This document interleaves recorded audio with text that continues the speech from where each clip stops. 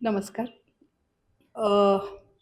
केंद्र शासनाचा दिनांक 20 एप्रिल 2020चा एक शासन निर्णय निघाला, ज्याच्या आधारे संपूर्ण देशातील 15 गावांची आबादी असलेल्या गावांचं सर्वेक्षण करायचं, ड्रोनद्वारे सर्वेक्षण करण्याचं निश्चित करण्यात आलं.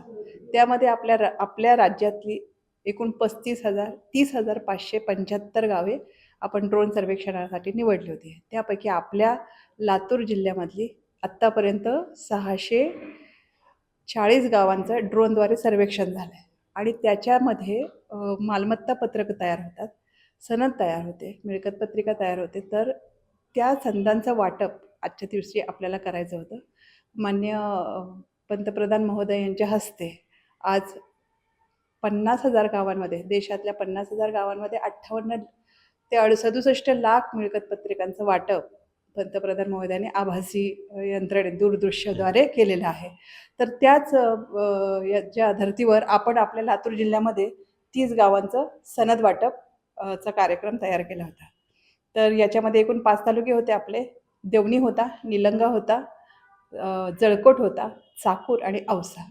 आणि याच्यामध्ये एकूण आपण 30 गावांमध्ये 8,511 लाभार्थ्यांना आजच्या दिवसाचं सनद वाटप आपण करतच आहोत, म्हणजे अजूनही चालूच आहे तो कार्यक्रम. आणि त्या पद्धतीने आपण लोकांना याच्यातून त्यांच्या मालकीचा, घराचा, हक्काचा उतारा किंवा पुरावा आपण देतोय. किती गावं आतापर्यंत झाली आणि किती राहिली? आधी सांगितल्याप्रमाणे 640 गावांचं ड्रोनचं काम पूर्ण झालेलं आहे. 508 गावांच्या संधी आपल्याला प्राप्त झालेल्या आहेत.